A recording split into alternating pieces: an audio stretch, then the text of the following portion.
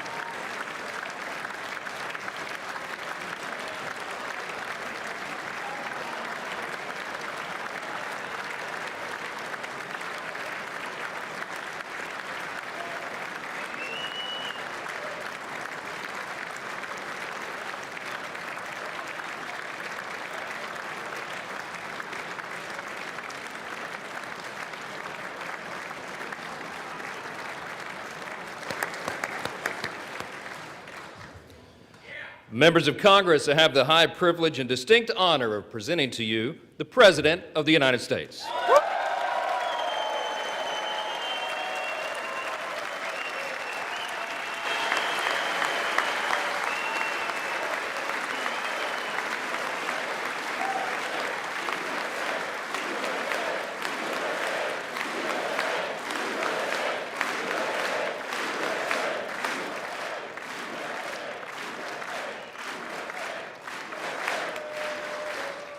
Well, thank you very much, everybody. It's really an honor. Speaker Johnson, Vice President Vance, First Lady of the United States,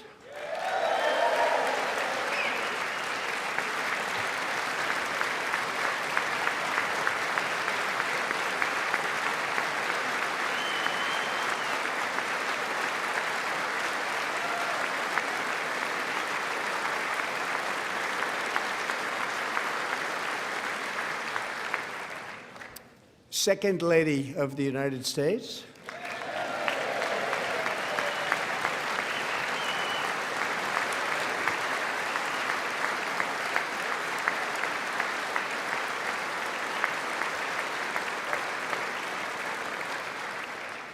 members of Congress, and my fellow Americans. Our nation is back, bigger, better, richer, and stronger than ever before.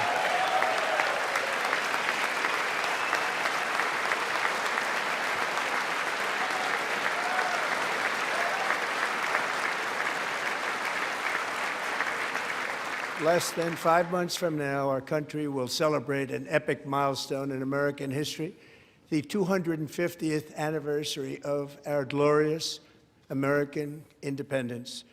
This July 4th, we will mark 2.5 centuries of liberty and triumph, progress and freedom in the most incredible and exceptional nation ever to exist on the face of the earth. And you've seen nothing yet. We're going to do better and better and better. This is the golden age of America.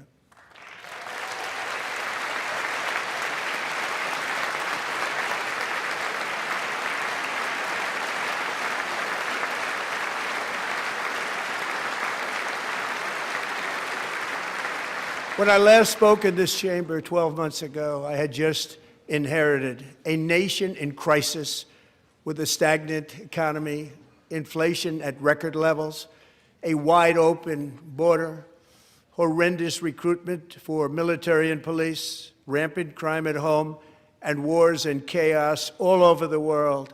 But tonight, after just 1 year, I can say with dignity and pride that we have achieved a transformation like no one has ever seen before, and a turnaround for the ages. It is indeed a turnaround for the ages.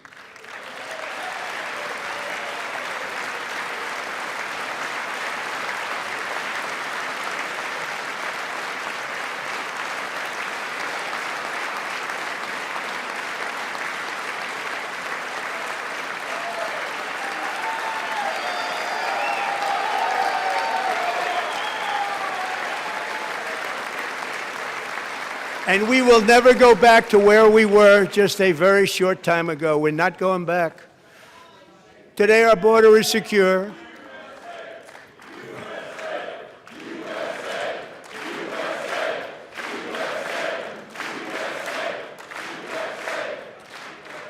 Thank you. Today, our border is secure. Our spirit is restored.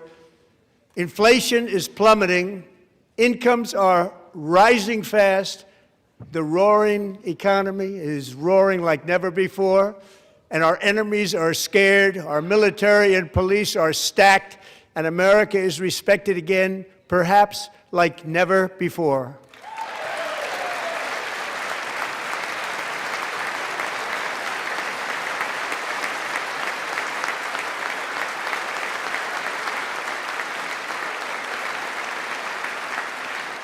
After 4 years in which millions and millions of illegal aliens poured across our borders, totally unvetted and unchecked, we now have the strongest and most secure border in American history by far.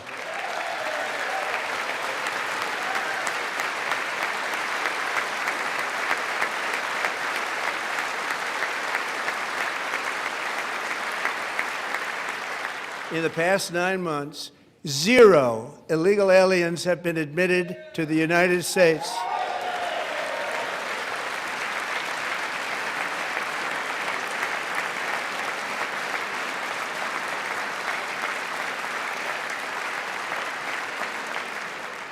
But we will always allow people to come in legally, people that will love our country and will work hard to maintain our country.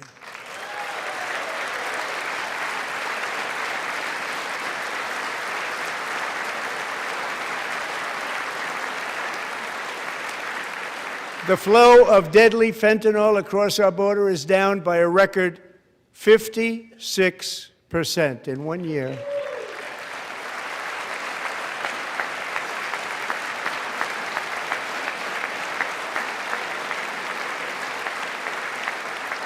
And last year, the murder rate saw its single largest decline in recorded history. This is the biggest decline, think of it, in recorded history, the lowest number in over 125 years, year 1900. In fact, substantially before my wonderful father, I had a wonderful father, Fred, before he was born, substantially before he was born.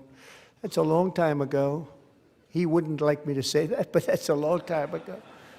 The Biden administration and its allies in Congress gave us the worst inflation in the history of our country. But in 12 months, my administration has driven core inflation down to the lowest level in more than 5 years. And in the last 3 months of 2025, it was down to 1.7%.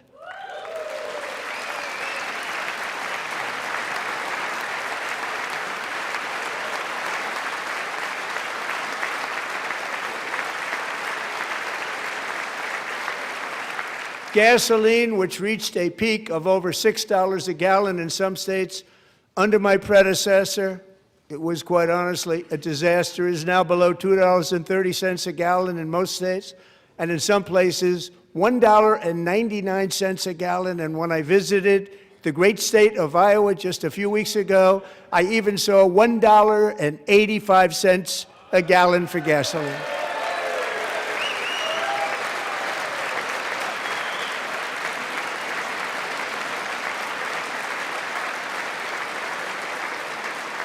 Mortgage rates are the lowest in 4 years and falling fast, and the annual cost of a typical new mortgage is down almost $5,000 just since I took office. 1 year.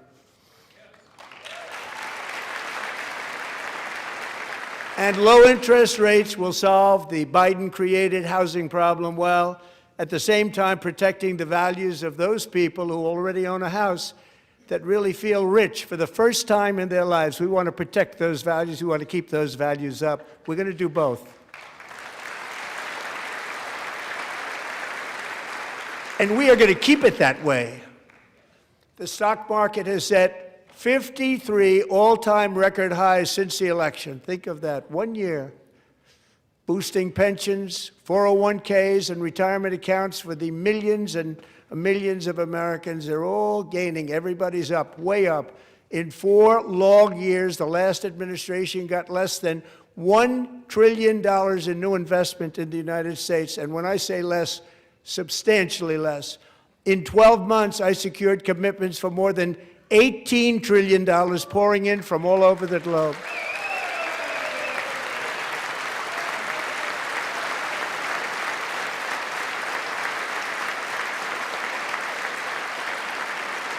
Think of it, much less than $1 trillion for 4 years versus much more than $18 trillion for 1 year. What a difference a president makes.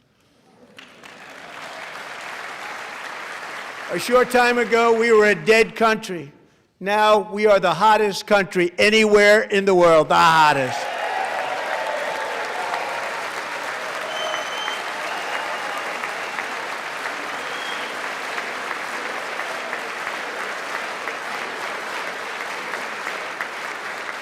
As thousands of new businesses are forming and factories, plants, and laboratories are being built, we have added 70,000 new construction jobs in just a very short period of time. It's getting bigger and bigger and stronger.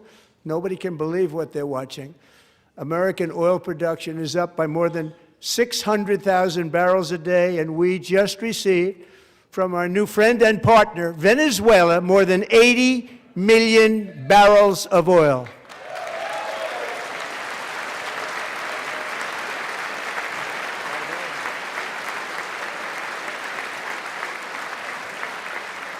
American natural gas production is at an all-time high because I kept my promise to drill, baby, drill.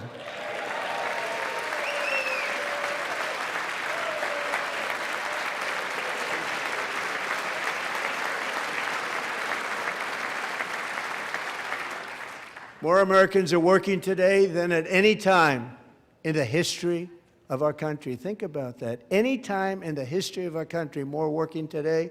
And 100% of all jobs created under my administration have been in the private sector.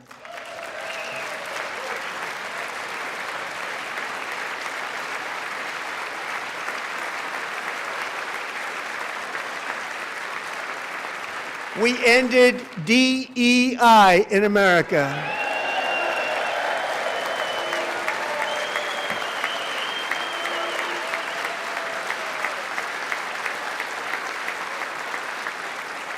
We cut a record number of job-killing regulations, and in 1 year we have lifted 2.4 million Americans, a record, off of food stamps.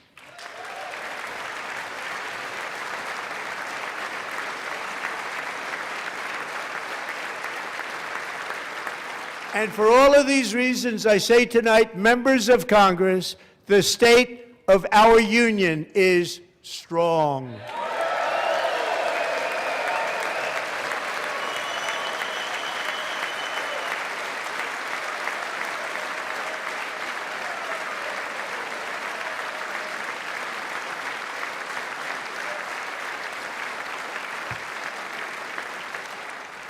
Our country is winning again. In fact, we're winning so much that we really don't know what to do about it.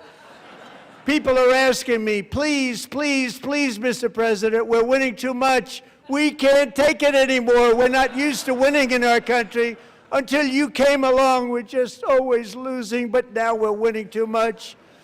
And I say, no, no, no, you're going to win again. You're going to win big. You're going to win bigger than ever. And to prove that point, here with us tonight is a group of winners who just made the entire nation proud. The men's gold medal Olympic hockey team. Come on in.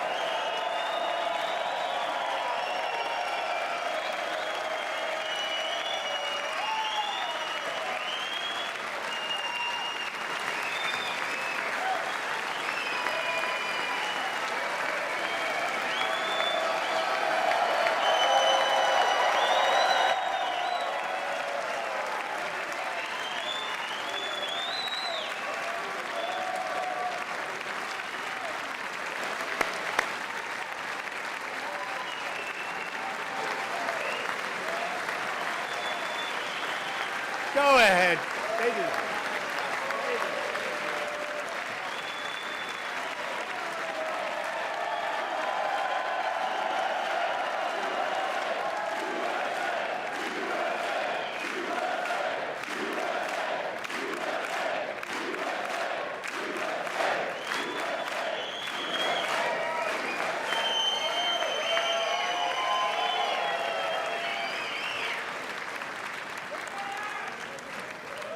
That's the first time I've ever seen them get up. And actually, not all of them did get up. But they beat a fantastic Canadian team in overtime, as everybody saw, as did the American women who will soon be coming to the White House.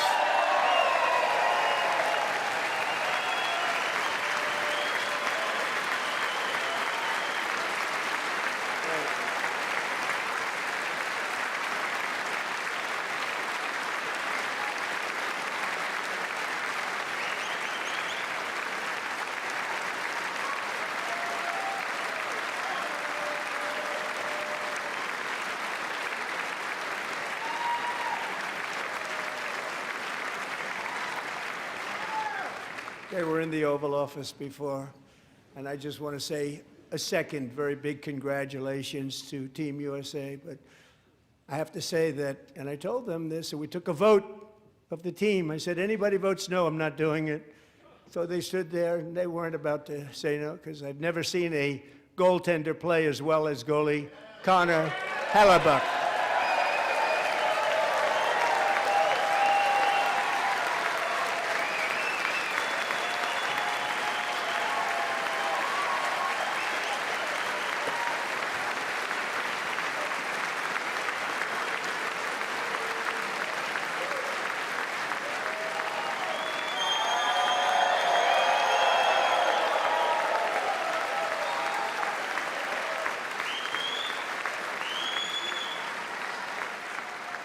Think of it, 46 shots on goal, and I asked him, the one shot, the one where you put your stick in the back and it hit the neck of your stick and bounced off, do you practice that, or was that a little lucky?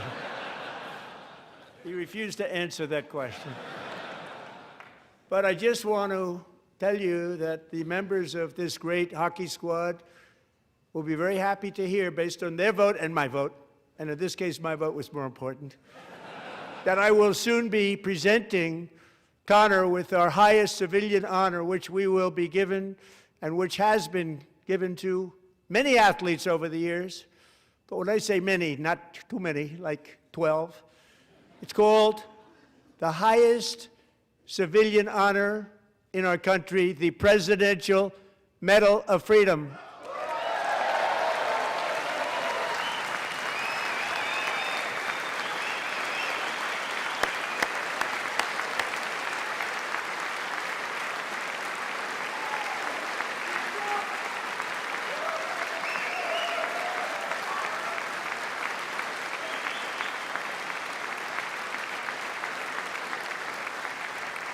Great athletes have gotten that, very great, the best, and I thought he deserved it. And I did take a vote, every single one of them. I said, I'm not giving it if anybody goes no, and every single one of them rapidly put up their hand.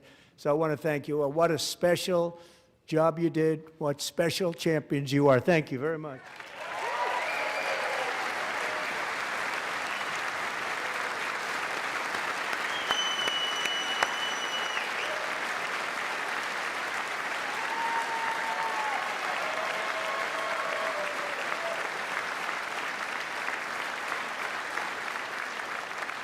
I'm also pleased to say that the next time the Olympic torch is lit, it will be here in America for the 2028 Olympics, and it's the summer version right in Los Angeles. We're going to do a good job in Los Angeles.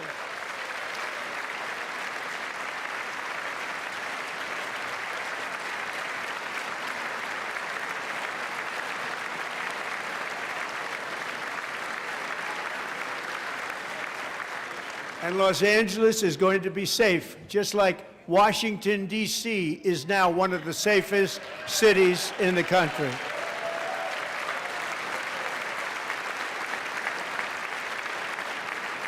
And this year, and I must say I got them both. I got them in my first term, and I was disappointed because I didn't think I'd be the president when this happened. But strange things took place.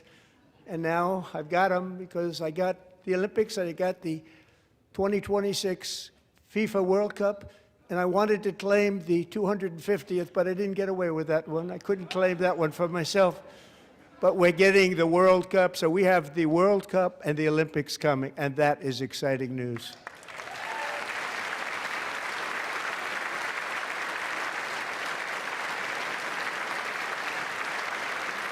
So this will be a year to celebrate our country and the heroes who have kept it free. Men like Buddy Taggart. At age 17, Buddy volunteered to defend America in World War II, serving in the Pacific under the great General Douglas MacArthur. He fought bravely in the famous Battle of Manila, worked so hard.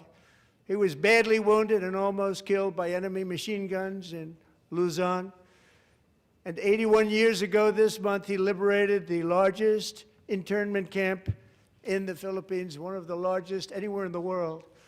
But he earned many honors, including a Purple Heart and a Bronze Star, came home, started a family, and tonight he is in the gallery looking forward to July 4th, 2026, his 100th birthday.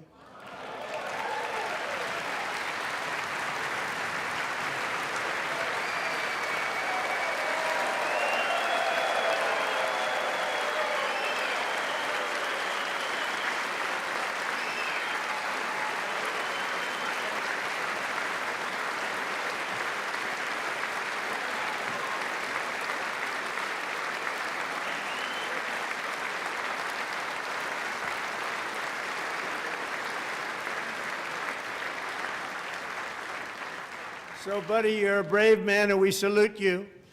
Even in times of challenge, setback, and immense heartache, the spirit of 1776 has always shone through very brightly. It was July 4th of last year when floodwaters tore through a girls' summer camp in Central Texas, one of the worst things I've ever seen. I was there, rising 26 feet in the matter of minutes, tragically claiming many, many lives. You all remember that one. As the waters threatened to sweep her away, 11-year-old Millie Kate McClelland closed her eyes and prayed to God. She thought she was going to die. Those prayers were answered when Coast Guard rescue swimmer Scott Ruskin descended from a helicopter above. Nobody knew where he came from. It was Scott's first ever rescue mission, a young guy, but very brave, very, very top, always top in his class, and he lifted not just Millie Kate, but 164 others to safety.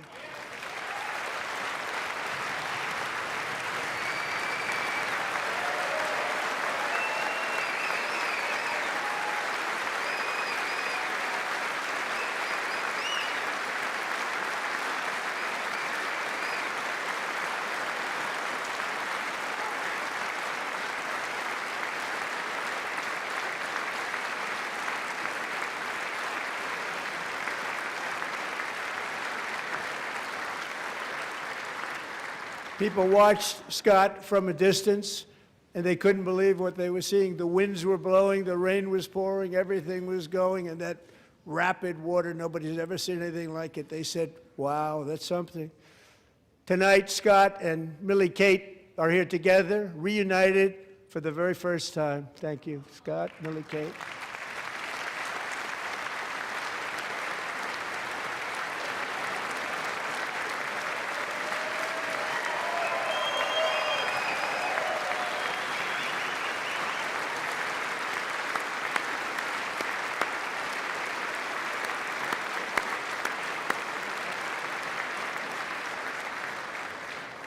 And Petty Officer Ruskin, I'm pleased to inform you that I am now awarding you the Legion of Merit for extraordinary heroism, which is what it was, extraordinary heroism. Thank you.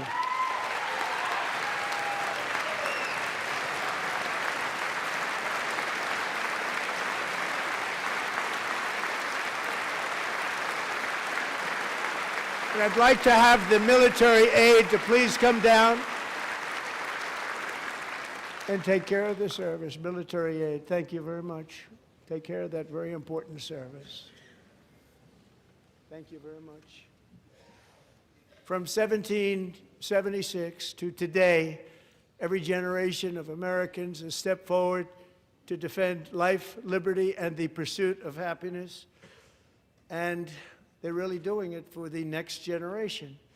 But now it's our turn. Together we're building a nation where every child has the chance to reach higher and go further, where government answers to the people, not the powerful, and where the interests of hardworking American citizens are always our first and ultimate concern.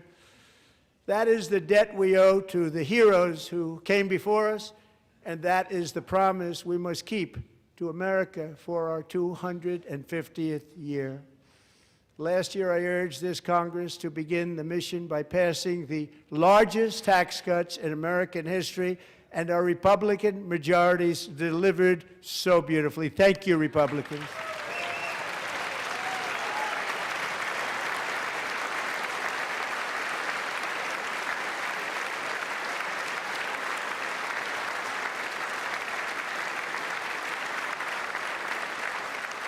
All Democrats, every single one of them, voted against these really important and very necessary massive tax cuts.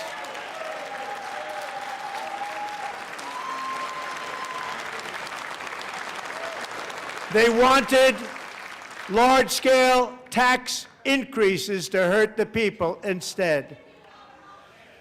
But we held strong, and with the great, big, beautiful bill, we gave you no tax on tips, no tax on overtime, and no tax on Social Security for our great seniors.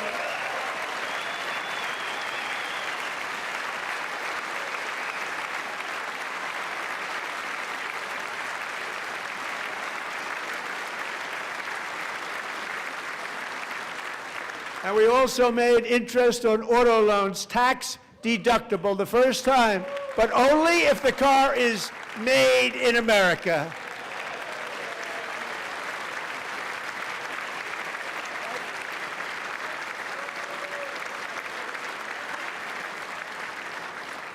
Recently in Pennsylvania, I met Megan Hemhauser, a devoted mom who's homeschools her children, beautiful, 2 children, during the day while waiting tables at night as her husband works overtime operating very heavy equipment. Megan is here this evening, and she's happy to tell you that she is so much richer because with no tax on tips, no tax on overtime, and our expanded child tax credit done again by Republicans, Megan and her husband will take home more than $5,000 extra just for the year, cutting her tax bill in more than half.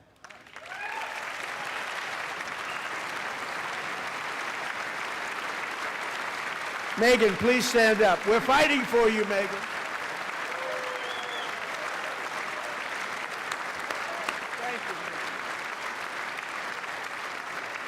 Thank you, Megan.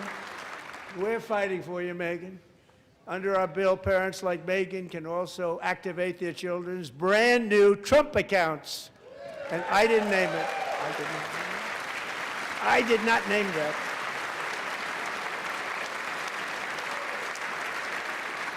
Nobody believes me, but I did not name it. It was named by a very tall man sitting right there in the third row. Nice man, a good man.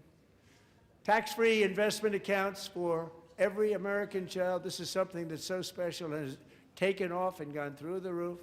Millions will be pre-funded courtesy of the U.S. Treasury and private individuals like Michael and Susan Dell, who have donated $6.25 billion to fund the Trump accounts for 25 million American children.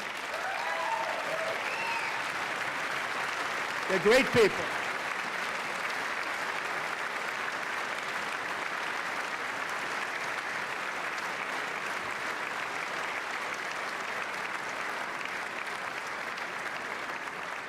When I asked Michael Dell, how do you make all that money? He said, well, I just sat on my dorm in school, and I made computers, and I'd sell them to people, and I just kept selling and selling and selling, and pretty amazing story. That's called the American dream. He sold a lot of computers, a lot of those laptops, so I congratulate him on that, but I really thank him and Susan, as well as others like Brad Gerstner, a very tremendous guy. He was behind it right from the beginning. Brad Gerstner, thank you, Brad.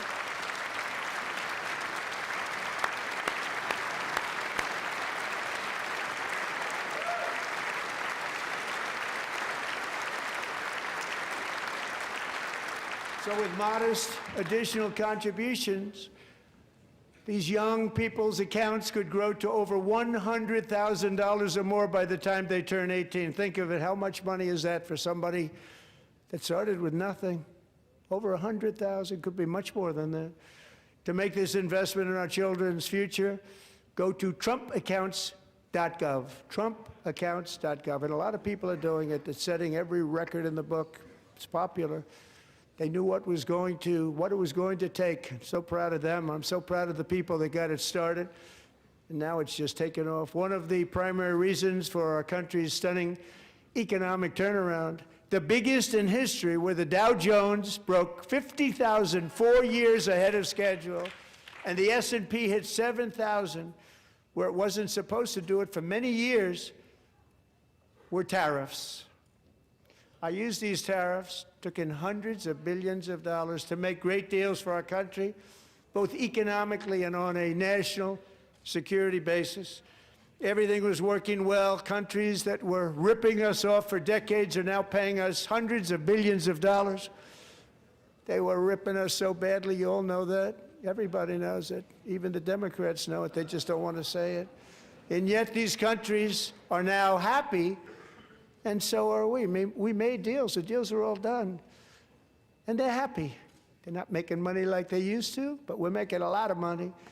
There was no inflation, tremendous growth, and the big story was how Donald Trump called the economy correctly, and 22 Nobel Prize winners in economics didn't.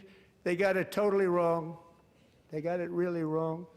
And then just 4 days ago, an unfortunate ruling from the United States Supreme Court. It just came down. It came down. Very unfortunate ruling. But the good news is that almost all countries and corporations want to keep the deal that they already made, right, Scott? Knowing that the legal power that I, as president, have to make a new deal could be far worse for them, and therefore they will continue to work along the same successful path that we had negotiated before the Supreme Court's unfortunate involvement. So despite the disappointing ruling, these powerful country-saving, it's saving our country, the kind of money we're taking in, peace-protecting. Many of the wars I settled was because of the threat of tariffs. I wouldn't have been able to settle them without. Will remain in place under fully approved and tested alternative legal statutes. And they have been tested for a long time. They're a little more complex, but they're actually probably better, leading to a solution that will be even stronger than before. Congressional action will not be necessary. It's already time-tested and approved. And as time goes by, I believe the tariffs paid for by foreign countries will, like in the past, substantially replace the modern-day system of income tax, taking a great financial burden off the people that I love.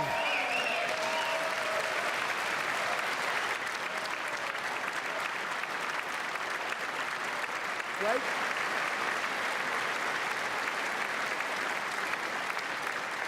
Moving forward, factories, jobs, investment, and trillions of dollars will continue pouring into the United States of America because we finally have a president who puts America first. I put America first. I love America.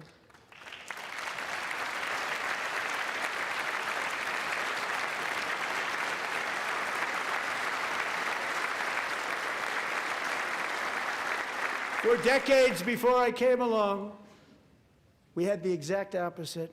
From trade to healthcare, from energy to immigration, everything was stolen and rigged in order to drain the wealth out of the productive, hardworking people who make our country great, who make our country run.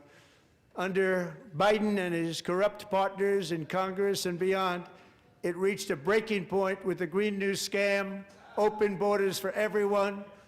They poured in by the millions and millions from prisons, from mental institutions. They were murderers, 11,888 murders. They came into our country. You allowed that to happen. And record-setting inflation that cost the typical family $34,000 in just a speck of time. Now the same people in this chamber who voted for those disasters suddenly use the word affordability, a word, they just used it. Somebody gave it to them, knowing full well that they caused and created the increased prices that all of our citizens had to endure. You caused that problem.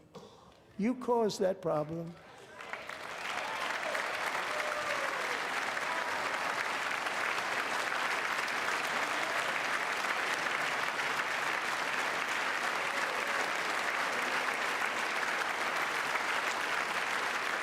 They knew their statements were a lie. They knew it. They knew their statements were a dirty, rotten lie. Their policies created the high prices. Our policies are rapidly ending them. We are doing really well. Those prices are plummeting downward.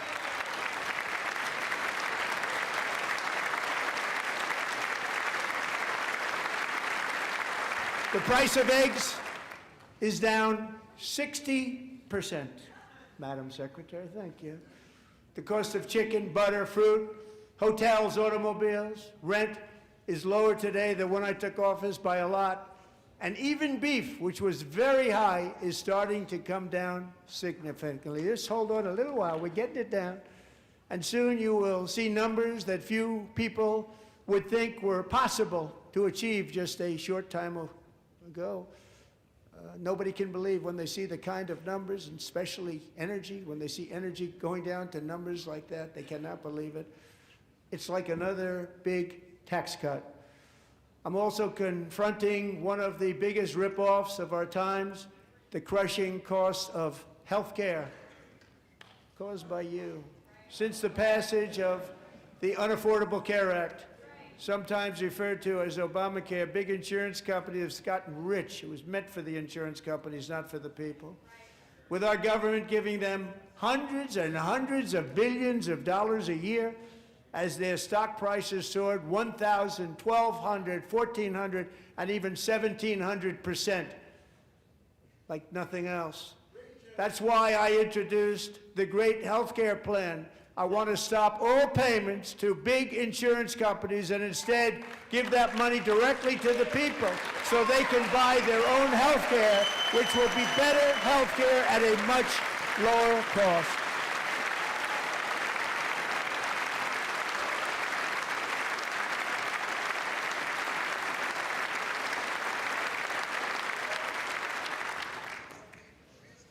In addition, my plan requires maximum price transparency. That's a big deal.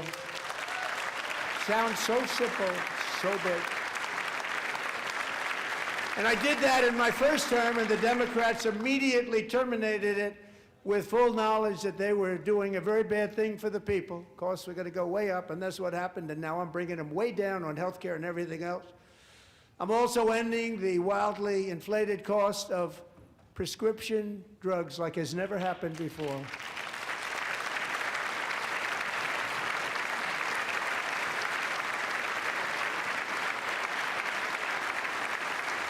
Other presidents tried to do it, but they never could. They tried. Most didn't try, actually. But they tried. They said they tried. They couldn't do it. They didn't even come close. They were all talk and no action, but I got it done. Under my just enacted most favored nation agreements, Americans who have for decades paid by far the highest prices of any nation anywhere in the world for prescription drugs will now pay the lowest price anywhere in the world for drugs. Anywhere, the lowest price.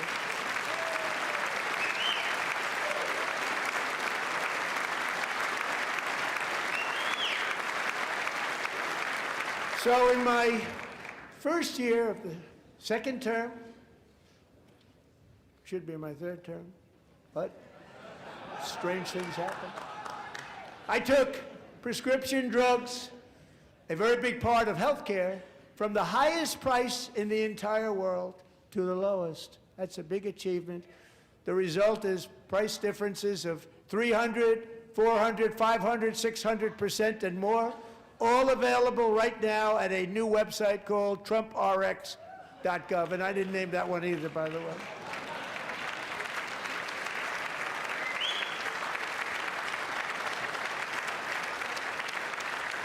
And here tonight is the very first customer ever to get that big discount, and it is big, Catherine Rayner. For 5 years, she and her husband have struggled with infertility, and they turned to IVF. One drug has been costing Catherine $4,000 to purchase, but a few weeks ago, she logged onto the Trump RX website and got that same drug that cost $4,000, got it for under $500. A reduction of much more, actually, than $3,500.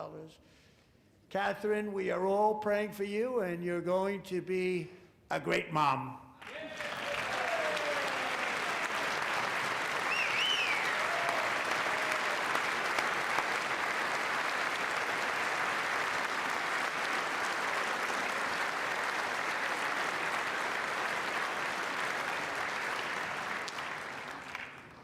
So now I'm calling on Congress to codify my most favored nation program into law. Now, the one thing, I'm not sure it matters because it's going to be very hard for somebody that comes along after me to say, let's raise drug prices by 700 or 800%. But John and Mike, if you don't mind, codify it anyway. They may do it. Codify it anyway. Thank you. Many Americans are also concerned that energy demand from AI data centers could unfairly drive up their electric utility bills. Tonight, I'm pleased to announce that I have negotiated the new Ratepayer Protection Pledge. You know what that is? We're telling the major tech companies that they have the obligation to provide for their own power needs. They can build their own power plants as part of their factory so that no one's prices will go up. And in many cases, prices of electricity will go down for the community, and very substantially down. This is a unique strategy never used in this country before. We have an old grid. It could never handle the kind of numbers, the amount of electricity that's needed. So I'm telling them they can build their own plant. They're going to produce their own electricity. It will ensure the company's ability to get electricity while at the same time lowering prices of electricity for you, and could be very substantial for all of you cities and towns. You're going to see some good things happen over the next number of years. Another pillar of the American dream that has been under attack is home ownership. With us tonight is Rachel Wiggins, a mom of 2 from Houston. She placed bids on 20 homes and lost all of those bids to gigantic investment firms that bypassed inspection, paid all cash, and turned those houses into rentals, stealing away her American dream. She was devastated. Stories like this are why last month I signed executive order to ban large Wall Street investment firms from buying up in the thousands single-family homes.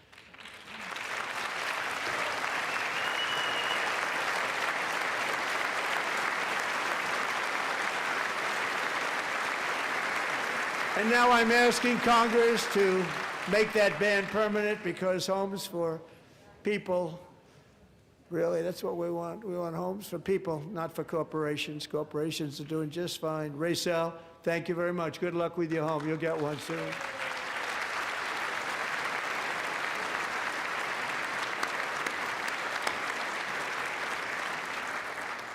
We're also working to make it easier for Americans to save for retirement. And under this administration, we will always protect Social Security and Medicare. They are not protecting it for our seniors. We will always protect Social Security, Medicare, Medicaid.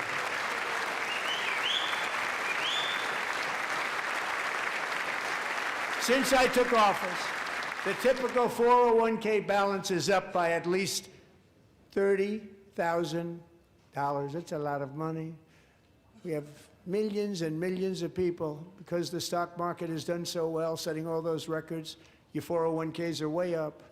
Yet half of all of working Americans still do not have access to a retirement plan with matching contributions from an employer. To remedy this gross disparity, I'm announcing that next year my administration will give these often forgotten American workers, great people, the people that built our country, access to the same type of retirement plan offered to every federal worker. We will match your contribution with up to $1,000 each year. As we ensure that all Americans can profit from a rising stock market, let's also ensure that members of Congress cannot corruptly profit from using insider information.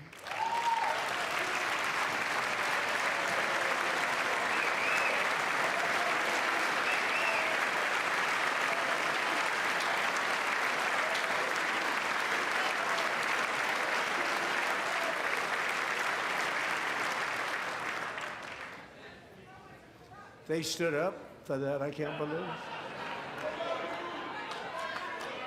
I can't believe it. Did Nancy Pelosi stand up if she's here? Doubt it. Pass the Stop Insider Trading Act without delay.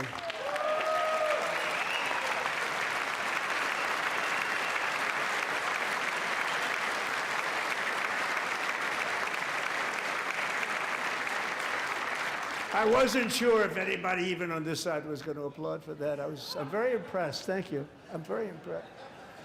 But when it comes to the corruption that is plundering, it's plundering America. There's been no more stunning example than Minnesota, where members of the Somali community have pillaged an estimated $19 billion from the American taxpayer. Oh, we have all the information. And in actuality, the number is much higher than that. And California, Massachusetts, Maine, and many other states are even worse. This is the kind of corruption that shreds the fabric of a nation, and we are working on it like you wouldn't believe. So tonight, although started 4 months ago, I am officially announcing the war on fraud to be led by our great Vice President, J.D. Vance.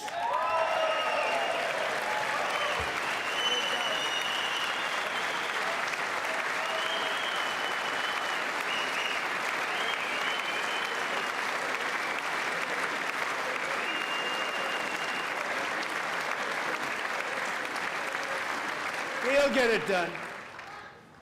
And if we're able to find enough of that fraud, we will actually have a balanced budget overnight. It'll go very quickly.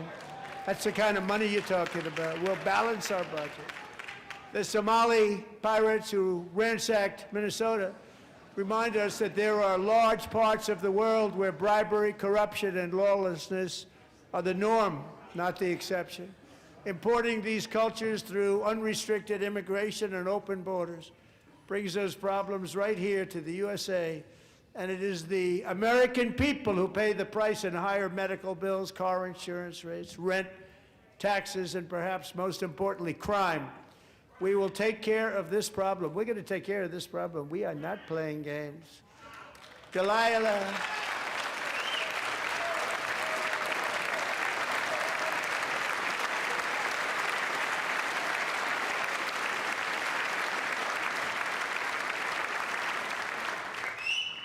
Delilah Coleman was only 5 years old in June 2024 when a 18-wheel tractor trailer plowed into her stopped car traveling at 60 miles an hour or more.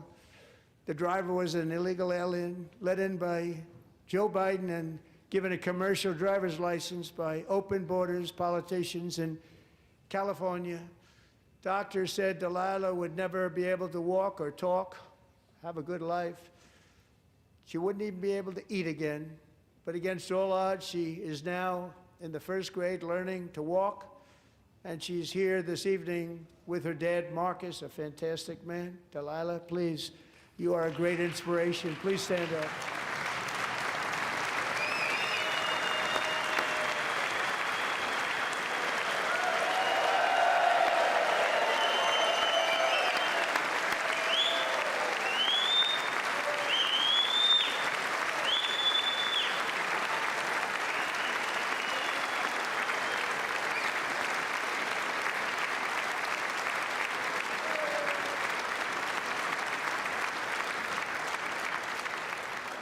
Thank you, Delilah. Many, if not most, illegal aliens do not speak English and cannot read even the most basic road signs as to direction, speed, danger, or location. That's why tonight I'm calling on Congress to pass what we will call the Delilah Law, barring any state from granting commercial driver's licenses to illegal aliens.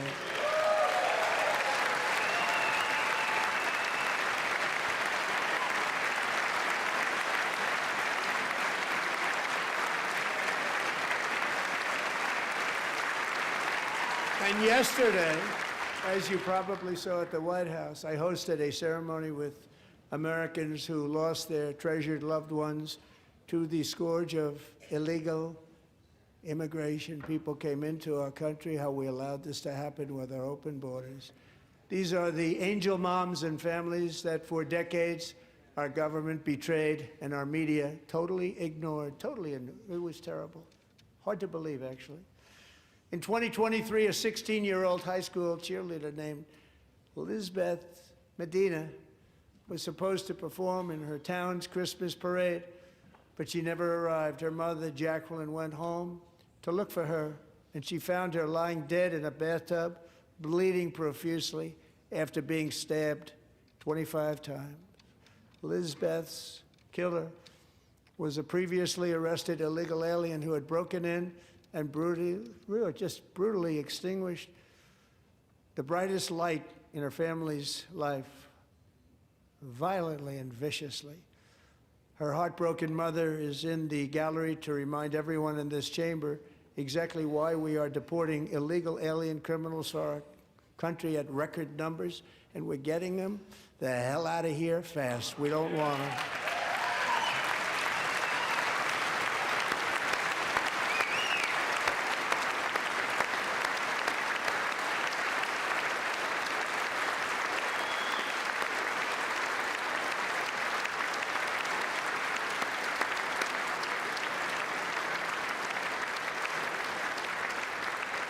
Thank you very much, Jacqueline. Thank you. We can never forget that many in this room not only allowed the border invasion to happen before I got involved, but indeed they would do it all over again if they ever had the chance. If they ever got elected, they would open up those borders to some of the worst criminals anywhere in the world. The only thing standing between Americans and a wide open border right now is President Donald J. Trump and our great Republican patriots in Congress. Thank you. Thank you.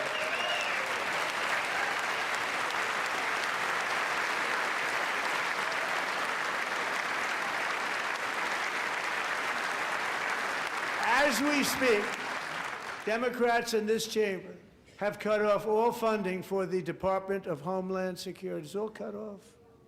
It's all cut off. They have instituted another Democrat shutdown, the first one costing us 2 points on GDP. 2 points we lost on GDP, which probably made them quite happy, actually.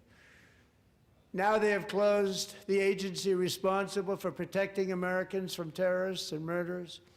Tonight I'm demanding the full and immediate restoration of all funding for the border security, homeland security of the United States, and also for helping people clean up their snow. We have no money because of the Democrats, and it would be nice, we'd love to give you a hand at cleaning it up, but you gave no money. Nobody's getting paid. It's a shame. So you have to think about it. We have, in case you didn't know, a pretty large snowstorm out there. One of the great things about the State of the Union is how it gives Americans the chance to see clearly what their representatives really believe. So tonight I'm inviting every legislator to join with my administration in reaffirming a fundamental principle. If you agree with this statement, then stand up and show your support. The first duty of the American government is to protect American citizens, not illegal aliens.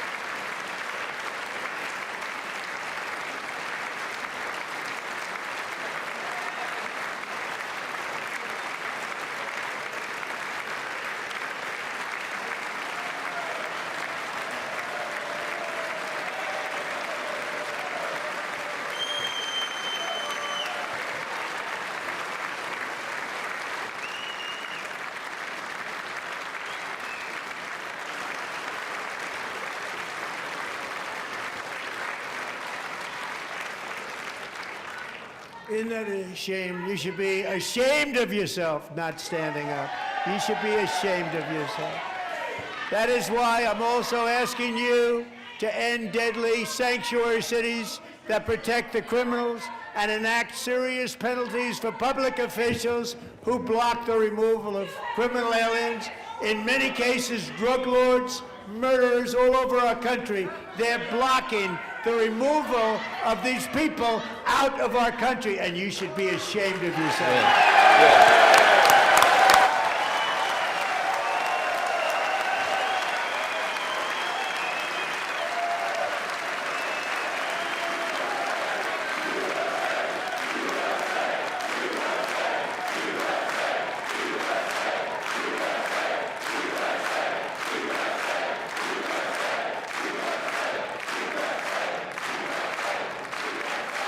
And perhaps most importantly, I'm asking you to approve the Save America Act.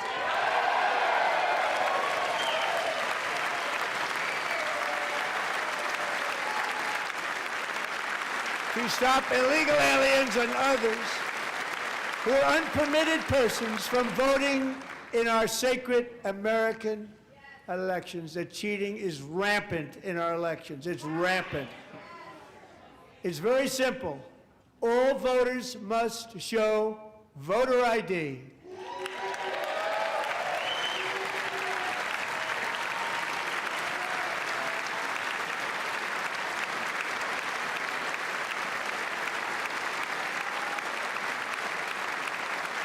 All voters must show proof of citizenship in order to vote.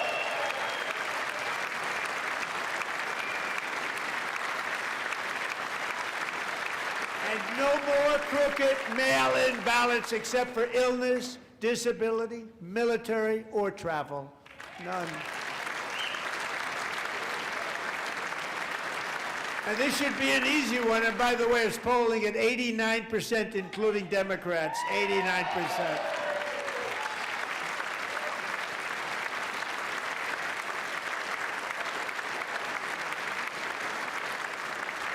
And even the new communist mayor of New York City, I think he's a nice guy, actually. Speak to him a lot.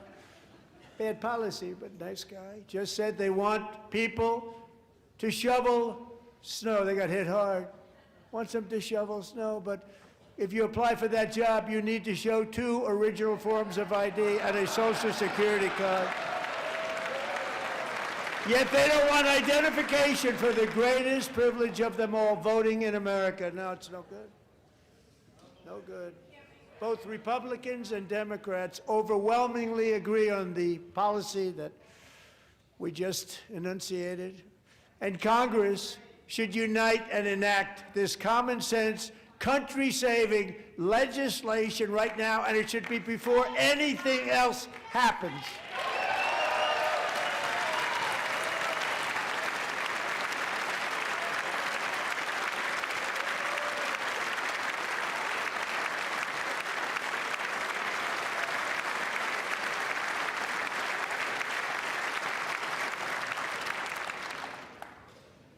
And the reason they don't want to do it, why would anybody not want voter ID? One reason, because they want to cheat. There's only one reason. They make up all excuses. They say it's racist. They come up with things you almost say, what imagination they have. They want to cheat. They have cheated, and their policy is so bad that the only way they can get elected is to cheat. And we're going to stop it. We have to stop it, John.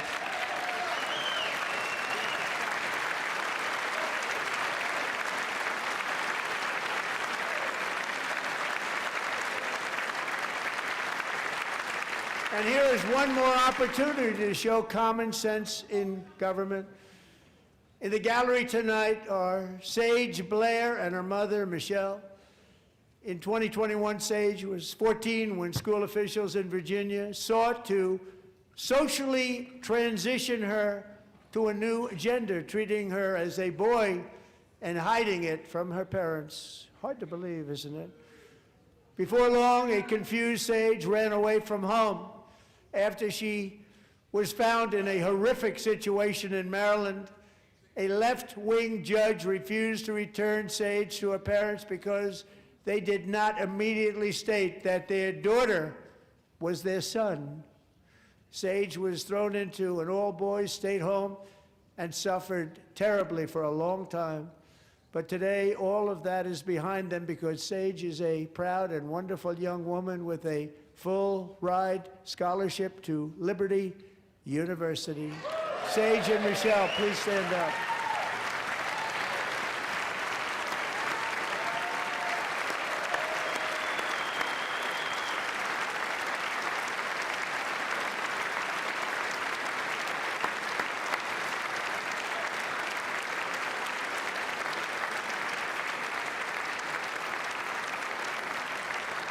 And thank you for your great bravery. And who can believe that we're even speaking about things like this? 15 years ago, if somebody was up here and said that, they'd say, what's wrong with him? But now we have to say it because it's going on all over numerous states without even telling the parents. But surely we can all agree no state can be allowed to rip children from their parents' arms and transition them to a new gender against the parents' will. Who would believe that we're even talking about this? We must ban it, and we must ban it immediately.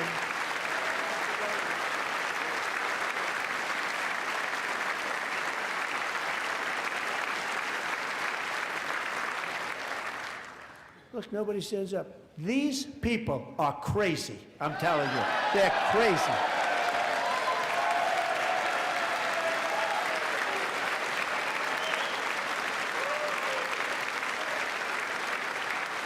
Amazing, gentlemen. Boy, oh boy. We're lucky we have a country. With people like this, Democrats are destroying our country, but we've stopped it just in the nick of time, didn't we?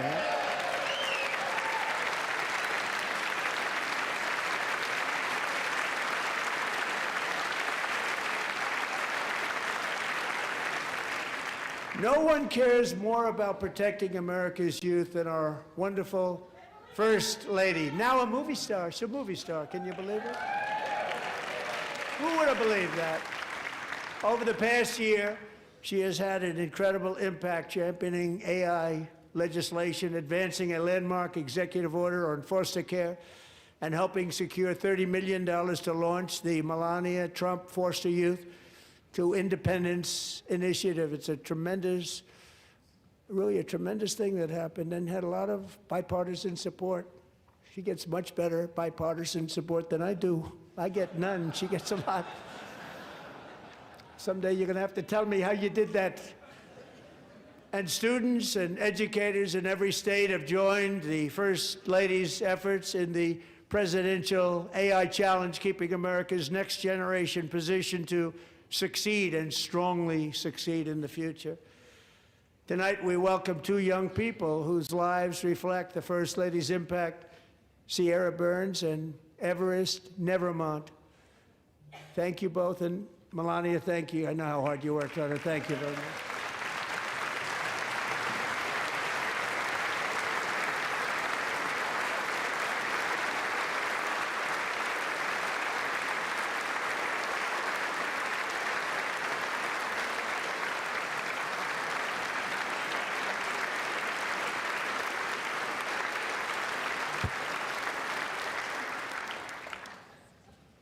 I'm very proud to say that during my time in office, both the first 4 years and in particular this last year, there has been a tremendous renewal in religion, faith, Christianity, and belief in God. Tremendous renewal.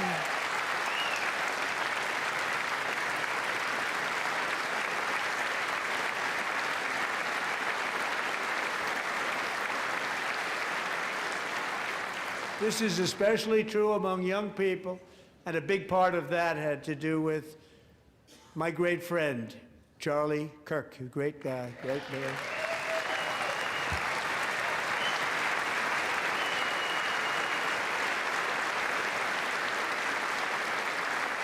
So last year, Charlie was violently murdered by an assassin and martyred, really martyred for his beliefs. His wonderful wife, Erica, is with us tonight. Erica, please stand.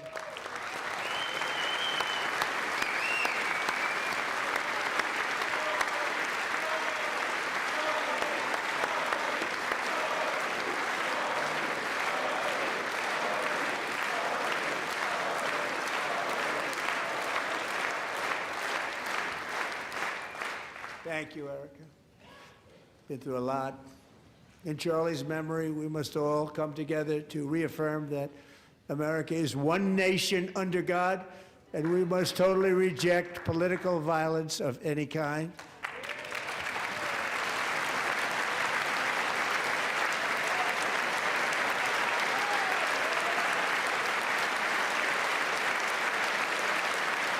We love religion, and we love bringing it back, and it's coming back at levels that nobody actually thought possible. It's really a beautiful thing to see. Above all, unleashing America's promise requires keeping our communities safe. We have made incredible strides, yet dangerous repeat offenders continue to be released by pro-crime Democrat politicians again and again. We are honored to be joined tonight by a woman who's been through hell, Anya Zarutska. In 2022, she and her beautiful daughter, so beautiful, what a beautiful young woman, Irina, fled war-torn Ukraine to live with relatives near Charlotte, North Carolina. And by the way, what's going on with Charlotte? Last summer, 23-year-old Irina was riding home on the train when a deranged monster who had been arrested over a dozen times and was released through no cash bail, stood up and viciously slashed a knife through her neck and body. No one will ever forget. There were people on that train. No one will ever forget the expression of terror on Irina's face as she looked up at her attacker in the last seconds of her life. She died instantly.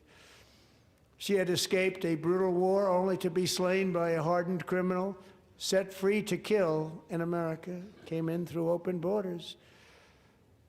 Mrs. Zaretsky, tonight I promise you we will ensure justice for your magnificent daughter, Irina.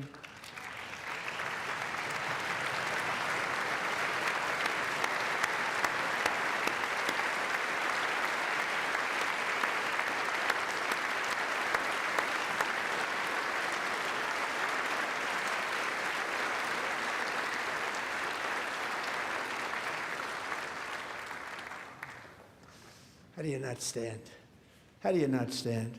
I'm asking this Congress to pass tough legislation to ensure that violent and dangerous repeat offenders are put behind bars, and importantly, that they stay there.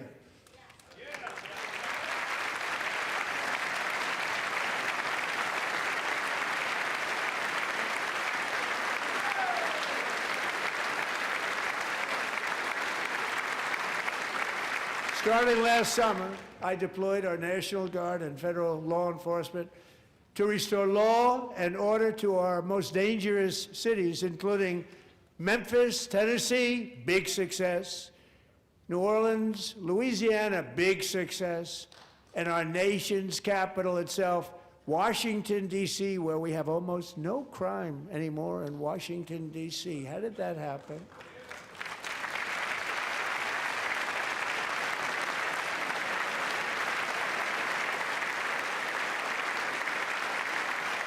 In fact, crime in Washington is now at the lowest level ever recorded, and murders in D.C. this January were down close to 100% from a year ago.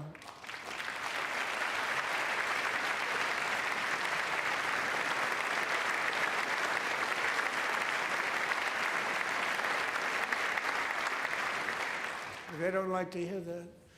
One of the sick people, one of the brave service members who helped achieve this stunning turnaround was 20-year-old West Virginia Army National Guard Specialist Sarah Beckstrom. After a 4-month deployment, she voluntarily extended her service, and her rank was going to be lifted. She was doing so well. They were so proud of her. But the very next day, she was on patrol near the White House when she was ambushed and shot in the head by a terrorist monster from Afghanistan. Shouldn't have been in our country. And all because she wore the uniform of our nation, she was shot. He traveled here because he didn't like people wearing our uniform. He was sick and deranged, shouldn't have been in our country. Sarah Beckstrom died in order to defend our capital, and we are honored to be joined by her wonderful parents, Gary and Eva Lee. Your daughter was a true American patriot, and she will be greatly missed. She was a great person. I saw reports on her. They've never seen anything like it.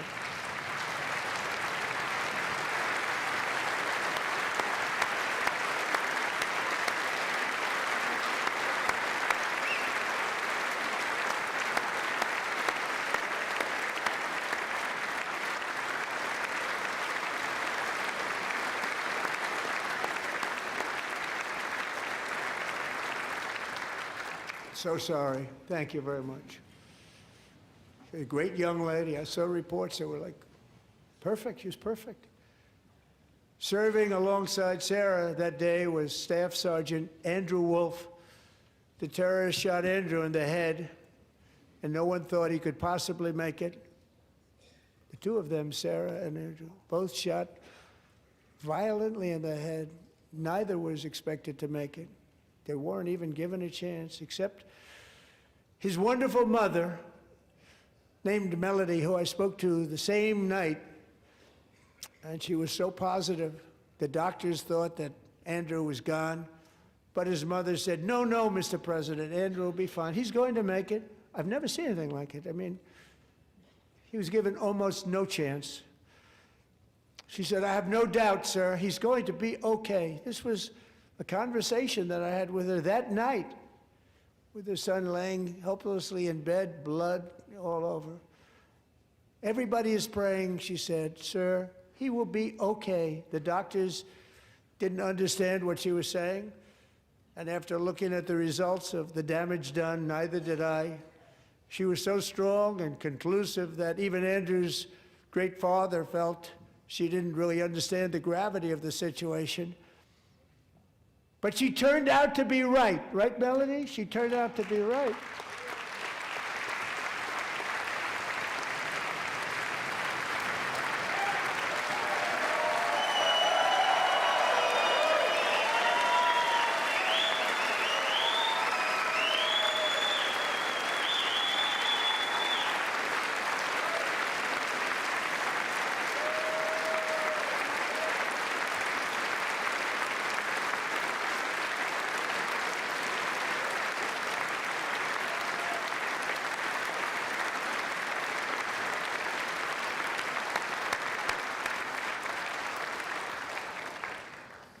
Amazing, actually. I said, where does this woman come from? She's the most positive person I've ever met. With God's help, Andrew has battled back from the edge of death, and we're talking about the edge of death, on his way to a miraculous recovery. He's got a little work to do, but he's doing great. Nice to see you. He's a good-looking guy. Nice to see you. Thanks, Andrew. Thank you very much.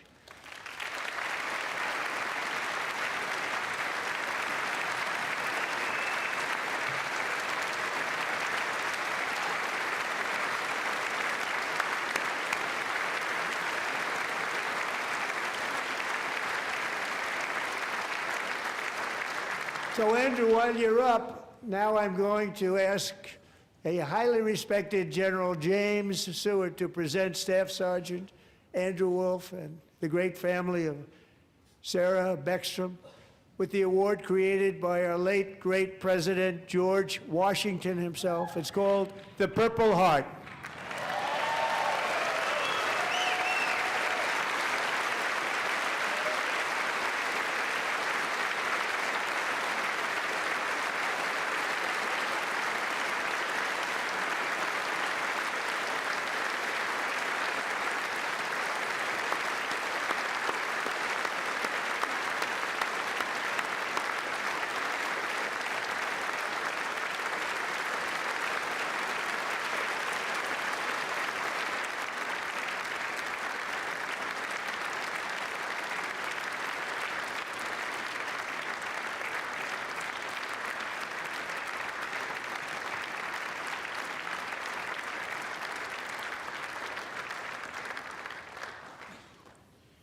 We love you all.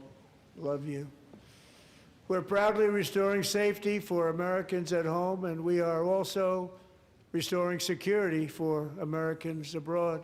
Our country has never been stronger. In my first 10 months, I ended 8 wars, including Cambodia. Isn't it funny? Sick people. Cambodia and Thailand, Pakistan and India. Would have been a nuclear war. 35 million people said the Prime Minister of Pakistan would have died if it were not for my involvement. Kosovo and Serbia, Israel and Iran, Egypt and Ethiopia, Armenia and Azerbaijan, the Congo and Rwanda, and of course the war in Gaza, which proceeds at a very low level. It's just about there. And I want to thank Steve Witkoff and Jared Kushner for your help. Thank you, Steve. Thank you, Jared.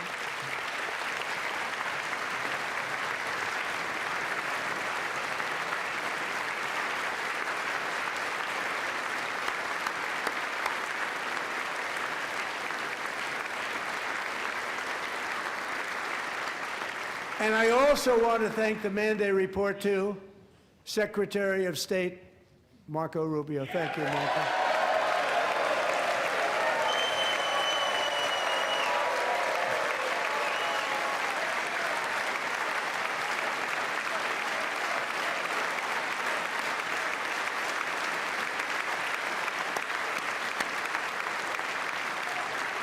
People don't like you. You know, Marco got 100% of the votes when he was in confirmation. I think our next one was about 54%. And some of the Democrats are now saying, I can't believe we approved that guy. And he said it's an honor that they feel that way, right, Marco? You have done a great job, great Secretary of State. I think he'll go down as the best ever.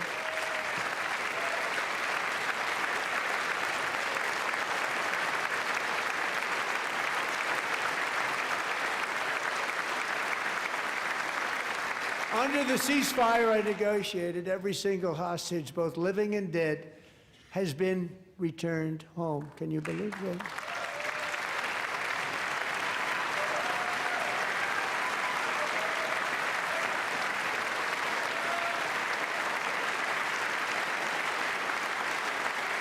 Nobody thought it was possible. Nobody thought that was possible. Both living and dead. And those parents who had a dead son, their boy, they'd always tell me their boy, they wanted him as much as though he were living. It was an amazing period of time. And they came back, and when we got all of the living hostages back, and many, many before them, but I always said those last 20 are going to be very tough, but we got many, many more, hundreds. But I said those last 20 are going to be tough. We got them back. But we only got back 14 or 15 of the dead of the 28. And believe it or not, Hamas worked along with Israel, and they dug and they dug and they dug. It's a tough thing to do, going through bodies all over, passing up 100 bodies sometimes for each one that they found. Tough job. And they finally got it back to 27. And then Steve and Jared, they got it back to 28. They found all 28. Nobody thought that was possible, but we did it. And I remember the family of the 28th. They were so grieved, but they were so happy as it's possible to be. They had their boy back. The mother said, "Sir, we have our boy back." What a period of time that was, but we got them all back. So thank you both very much. Great job.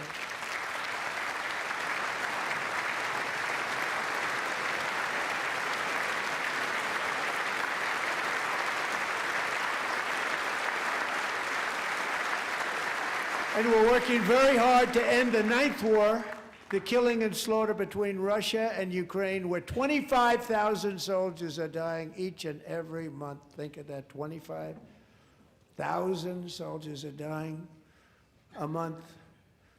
A war which would have never happened if I were president, would have never happened. As president, I will make peace wherever I can, but I will never hesitate to confront threats to America wherever we must. That's why in a breakthrough operation last June, the United States military obliterated Iran's nuclear weapons program with an attack on Iranian soil known as Operation Midnight Hammer.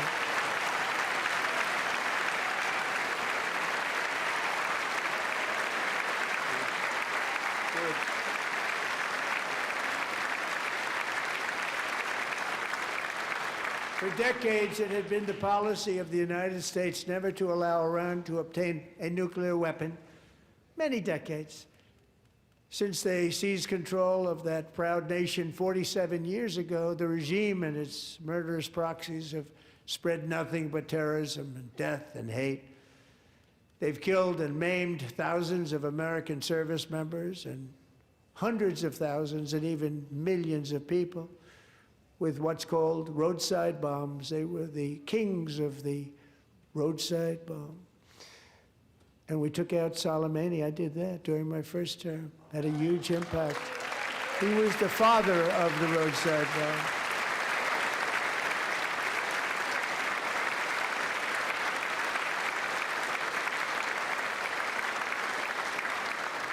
And just over the last couple of months with the protests, they've killed at least, it looks like, 32,000 protesters. 32,000 protesters in their own country. They shot them and hung them. We stopped them from hanging a lot of them with the threat of serious violence. But this is some terrible people. They've already developed missiles that can threaten Europe and our bases overseas, and they're working to build missiles that will soon reach the United States of America. After Midnight Hammer, they were warned to make no future attempts to rebuild their weapons program, and in particular, nuclear weapons. Yet they continue, starting it all over. We wiped it out, and they want to start all over again, and are at this moment again pursuing their sinister ambitions. We are in negotiations with them. They want to make a deal, but we haven't heard those secret words. We will never have a nuclear weapon. My preference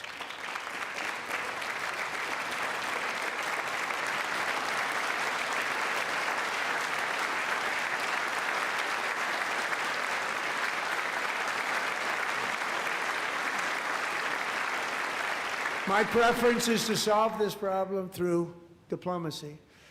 But one thing is certain, I will never allow the world's #1 sponsor of terror, which they are by far, to have a nuclear weapon. Can't let that happen.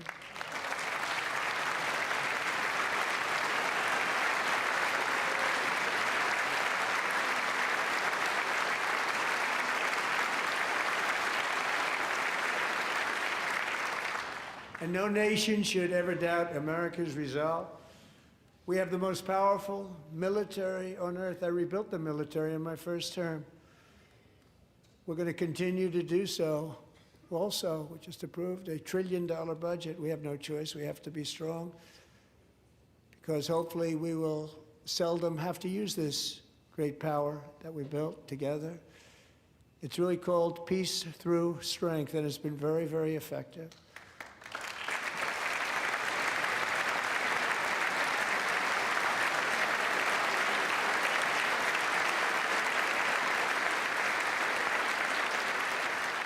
So thanks to Republicans in Congress, we're investing that record number of dollars, have no choice, in the United States Armed Forces.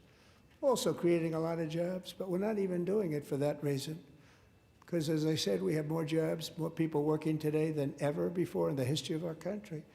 And NATO countries are friends and allies. They are. They're our friends and they're our allies, have just agreed at my very strong request to pay 5% of GDP for military defense rather than the 2%, which they weren't paying. We were paying for almost all of NATO. Now they're paying 5 as opposed to not paying 4.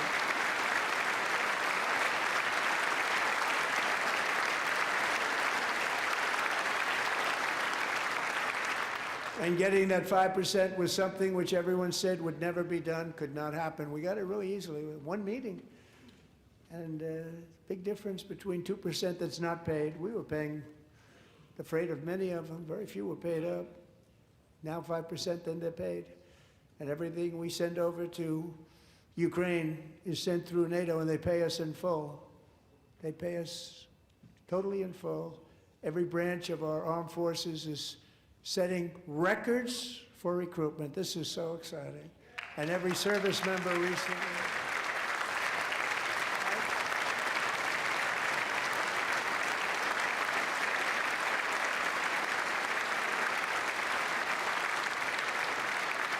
And every service member recently received a warrior dividend of $1,776.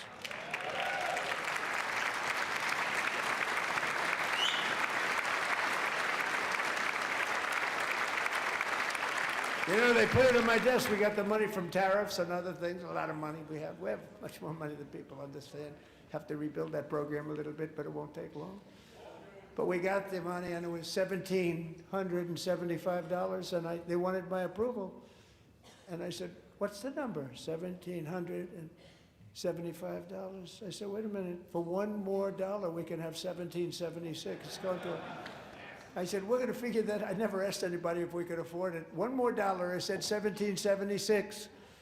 And I said, that's good. And I'll tell you what, our military, that was 4 months ago, our military, I never see a person in the military that doesn't thank me for it, so we're honored to do it. They deserve it. And we call it 1776. It was great. And we love our military. We love our law enforcement. We love our firemen. You know, the firemen don't get mentioned enough. We love our firemen. We're also...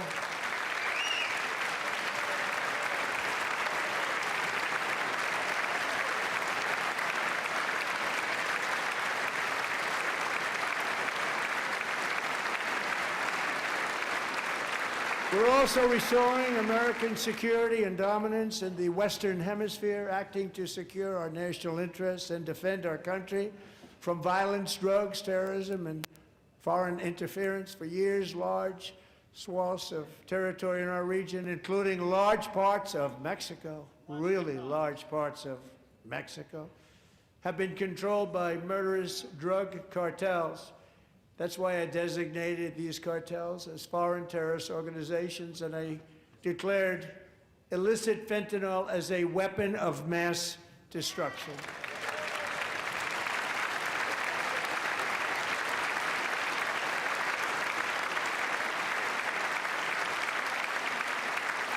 And with our new military campaign, we have stopped record amounts of drugs coming into our country and virtually stopped it completely coming in by water or sea. You probably noticed that. We very seriously damaged their fishing industry also. Nobody wants to go fishing anymore. We've also taken down one of the most sinister cartel kingpins of all. You saw that yesterday. In January,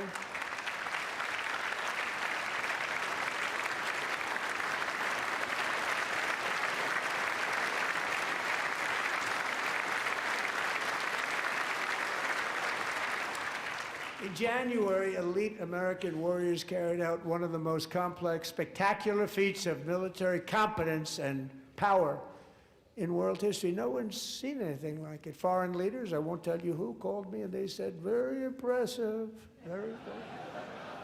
They couldn't believe, they all watched, they saw what happened. This is a different fighting force than we had years ago when we fought to tie. You know, it's a great fighting force. I'm so proud of it. Look at Space Force. Space Force is my baby, because we did that. My baby is becoming so important.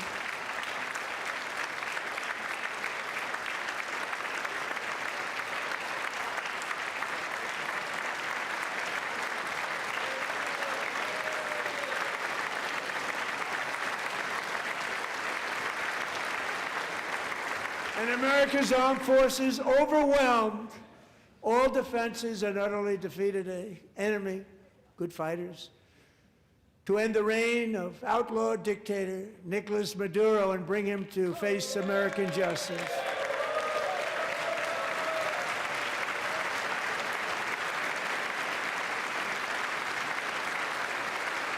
And this was an absolutely colossal victory for the security of the United States, and it also opens up a bright new beginning for the people of Venezuela.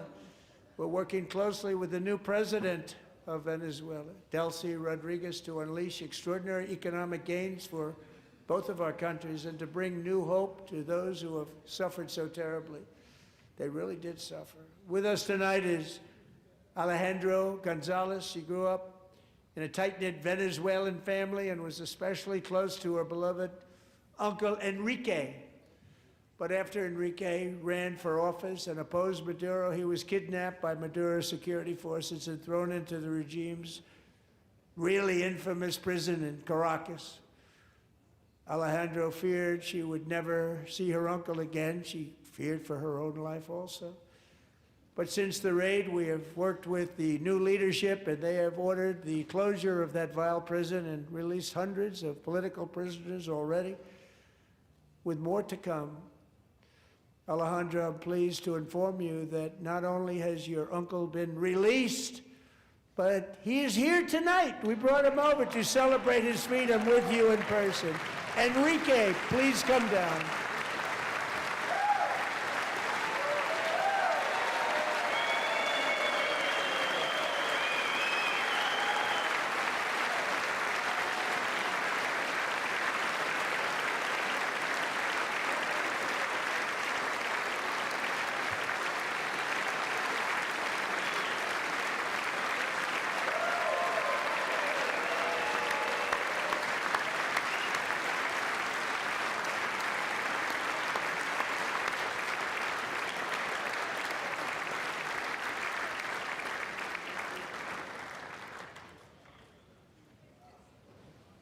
Thank you, Enrique. Have a good time. Nice to have you back, Enrique. There were many heroes on that January raid to capture Maduro, really great heroes.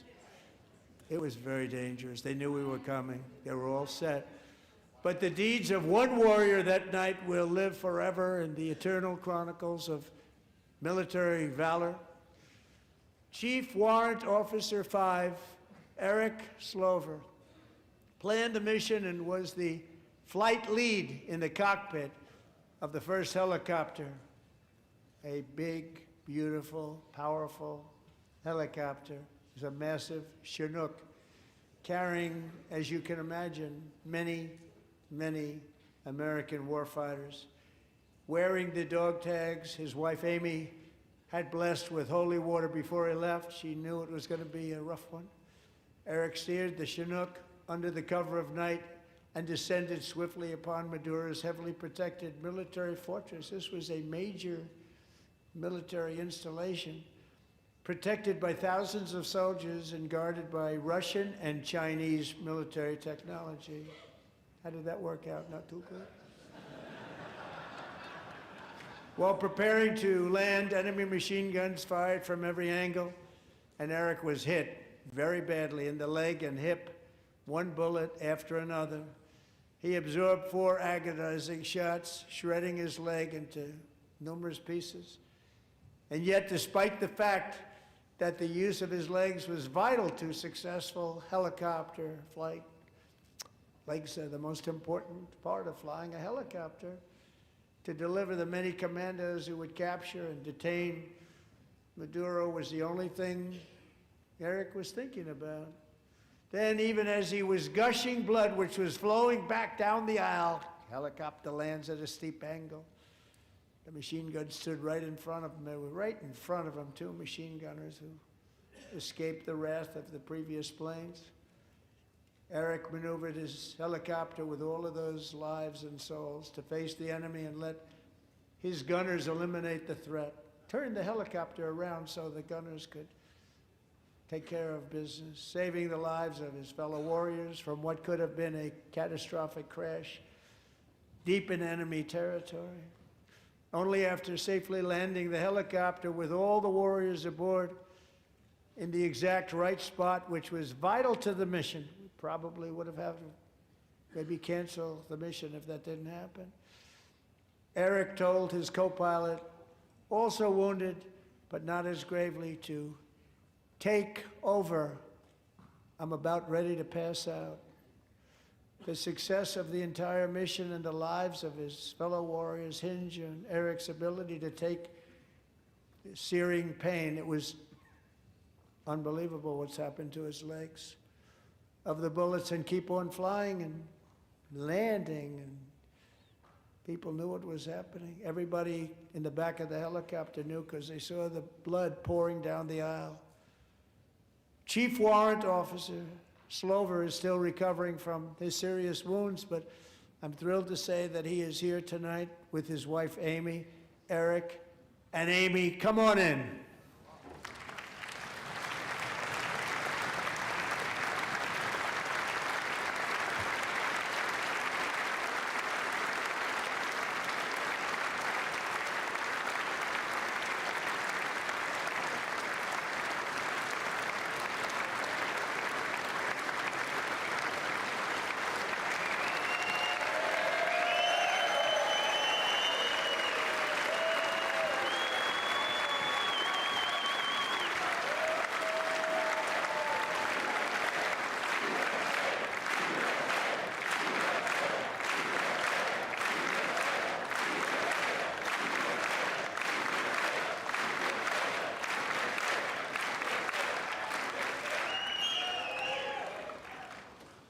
So we have a surprise for Eric and Amy.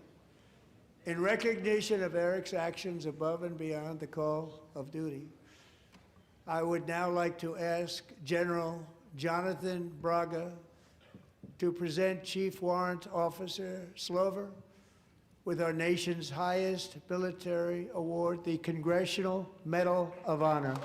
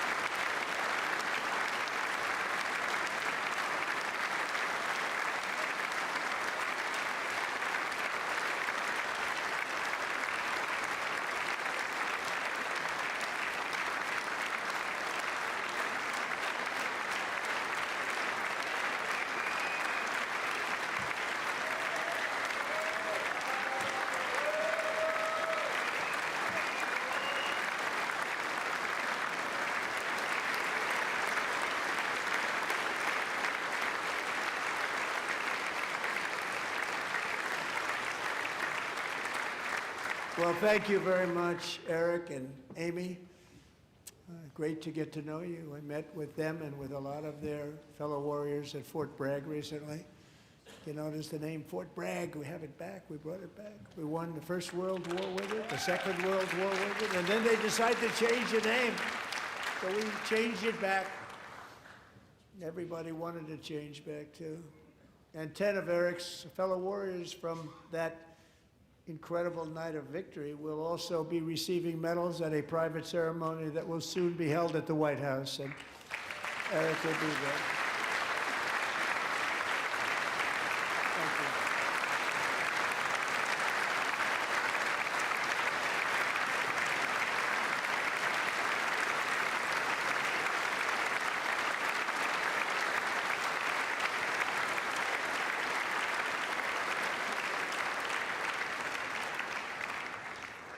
Thank you, Eric. That's a big one. Tonight we've celebrated many truly extraordinary American patriots, but there is one last living legend to honor before we go. He is one more heroic American aviator, Navy fighter pilot. Royce Williams served in World War II, Korea, Vietnam, flying more than 220 missions. In the skies over Korea in 1952, Royce was in the dogfight of a lifetime, legendary dogfight. Flying through blizzard conditions, his squadron was ambushed by 7 Soviet fighter planes. It was his first aerial combat of the war, and despite being massively outnumbered and outgunned, Royce led the takedown of 4 enemy jets and almost destroyed the others, vanquishing his adversaries while taking 263 bullets to his own plane and being seriously hurt. His story was secret for over 50 years. He didn't even want to tell his wife, but the legend grew and grew. But tonight, at 100 years old, this brave Navy captain is finally getting the recognition he deserves. He was a legend long before this evening. Royce, please stand up, and I will ask the First Lady of the United States to present Captain Royce Williams with his Congressional Medal of Honor.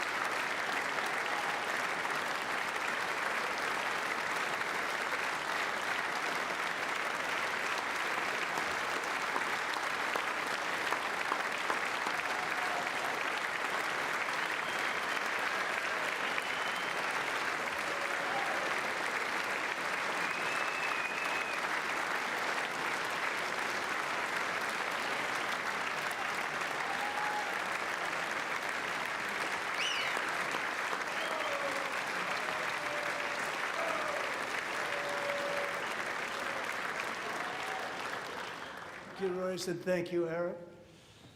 I've always wanted the Congressional Medal of Honor, but I was informed I'm not allowed to give it to myself, and I wouldn't know why I'd be taking it, but if they ever open up that law, I will be there with you someday.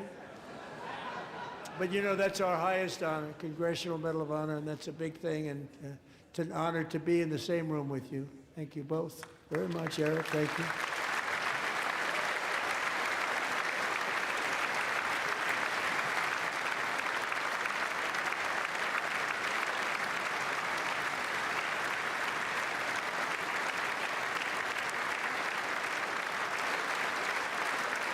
Thank you. 250 years is a long time in the life of a nation, but in another sense, it's really a mere moment in the eye of history. Two of the gentlemen we met in the gallery this evening took their first breaths 1 century ago, 100 years before that, on July 4th, 1826, the author of the Declaration of Independence, brilliant, Thomas Jefferson, drew his last breath. Just a single long human lifespan separates the giants who declared and won our independence from the heroes who stand among us tonight.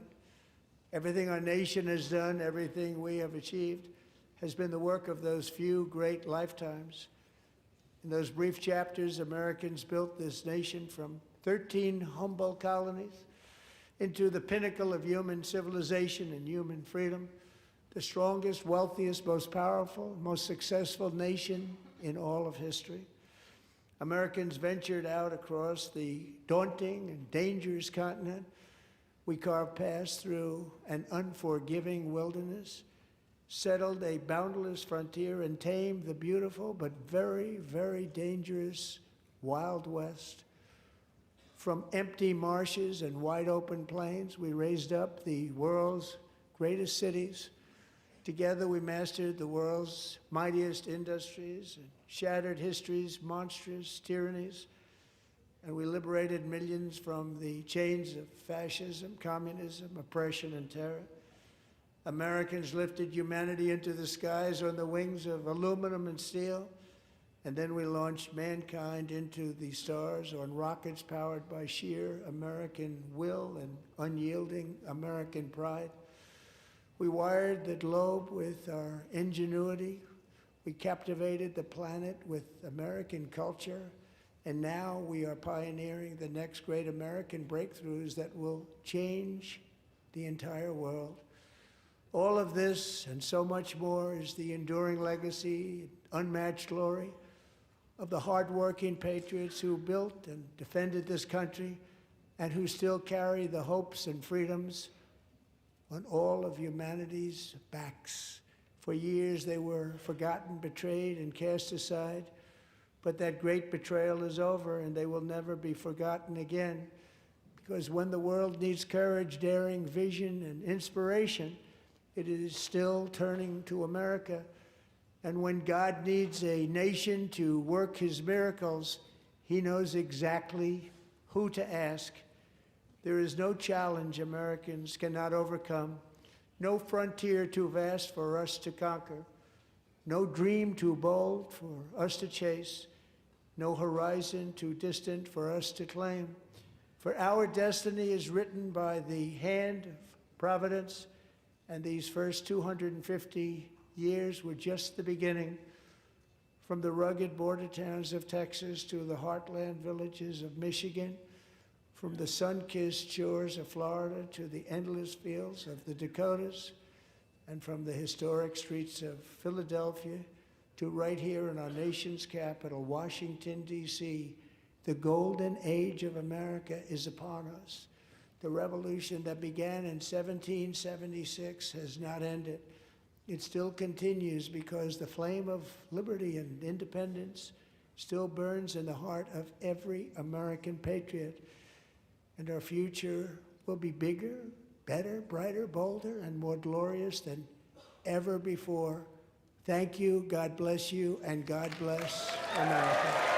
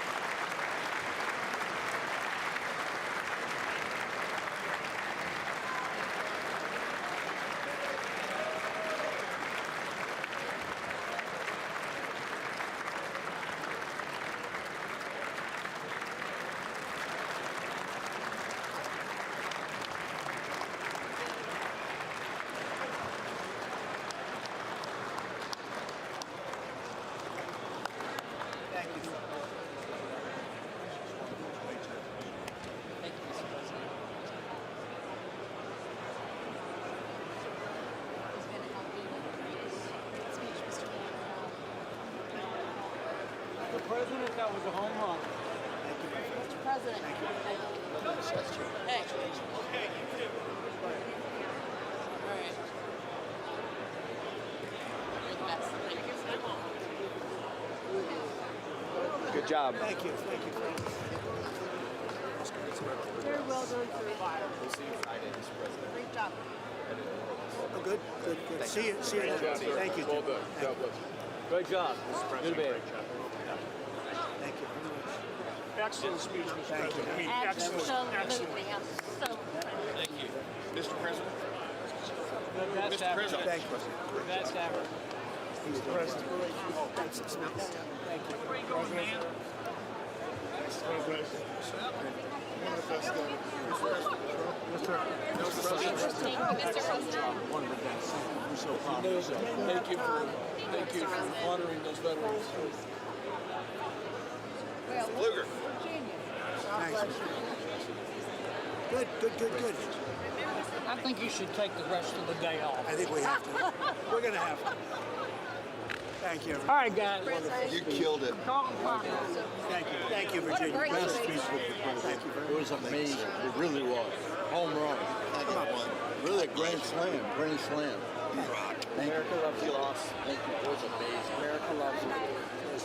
Oh, look at this guy. I like that tie. I want that tie. Give me that tie. Thank you. Hey, Take that. Put your kind of initial. Just an initial. thank you, Bob. I like that tie. Amazing. Thank you, everybody. Mr. President, outstanding speech, sir. Mr. President. He's getting them all. Thanks for mentioning. You did good. They love the insider trading stuff. Great guy. How's he doing? He's a youngster. He fell asleep a couple times. You did amazing. You really did. Great speech. Proud of you. Great job, Mr. President. Thanks for your Well done, leadership. Mr. President, well done. God bless you. God bless you, sir. Thank you, fellas. No best speech yet. Fantastic. That's a big statement coming from you guys. Great job. Great job. Yes, sir. Love the finish. Home run here. Great job. Thank you, everybody. Great job. Great. Thank you. Thank you, everybody. That was the best speech. No, thank you very much. Union speech I've ever heard. Really, the best ever? That's a nice coming from you. That's a big statement. It's also the There he longest. is. Phenomenal. Great job, Love that. Adele. Congratulations, Also the Mr. President. longest Thank you. president. Thank you so much. Take care. Thank you very much. Still need to talk to you. Congratulations, Mr. President. Thank you. Mr. President. That's great. Great.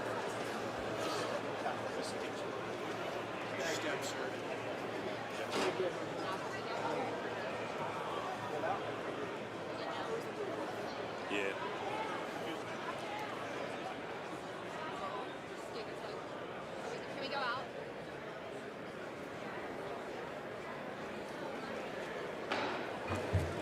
The chair declares the joint session of the two houses now dissolved.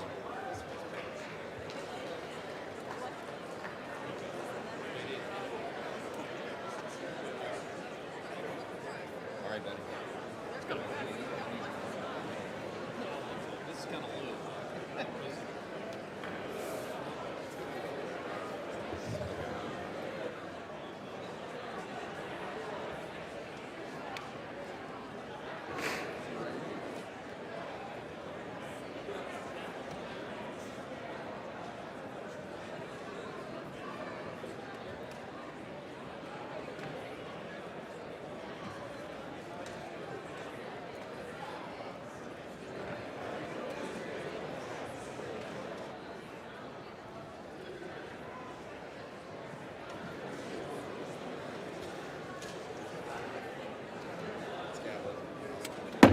The House will come to order.